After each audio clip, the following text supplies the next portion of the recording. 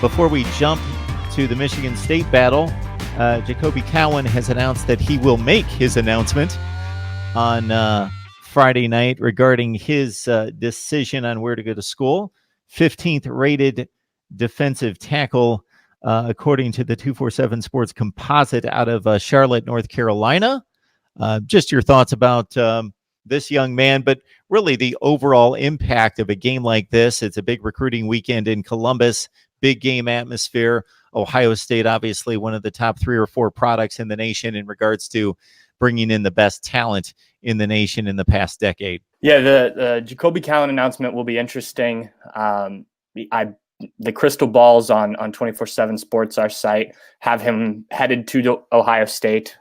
Obviously, kids can change their mind at any point, but from everything I've heard, from everything we've heard, it sounds like he will be a Buckeye tonight, which will give them another defensive lineman.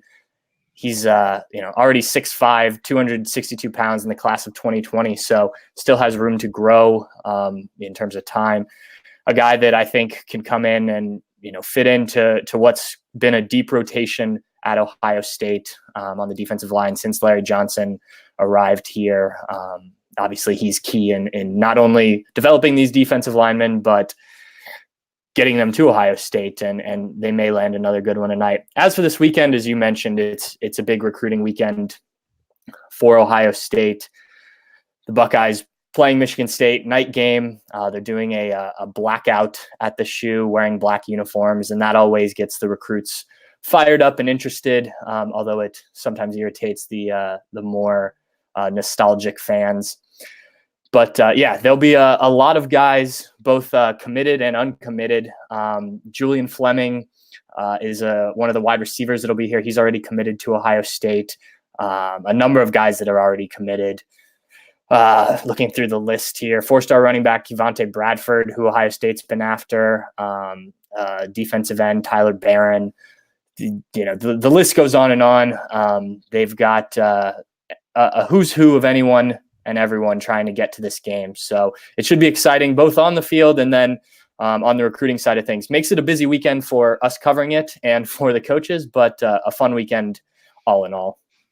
I had my hand enthusiastically raised, Pat, when you talked about those staunch traditionalists that hate the alternate uniforms. For the first ones that I saw, and it hasn't changed. I haven't moved off my platform. I want to see traditional scarlet and gray and the helmets and the jerseys. But if they bring in recruits, which apparently they do in some cases, then go at it. That is the new trend, and that is the trend that's not even new at this point. It's just the way it's done across the board. I don't know that there's a school, maybe Alabama, maybe Penn State, come to mind, that have not gone with the alternate jerseys at all. I don't know that there are any other ones out there. That's pretty much it.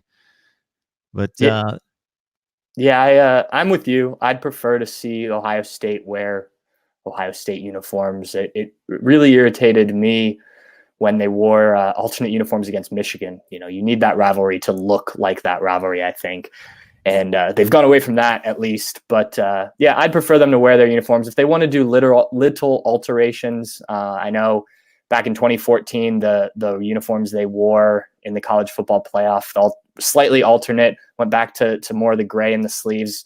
Those ones were well received among Ohio State fans, and obviously they won a national championship in them. So things like that are fine, but I get why they do it. I'd prefer to see them in their normal uniforms, like, as you mentioned, Alabama, Penn State.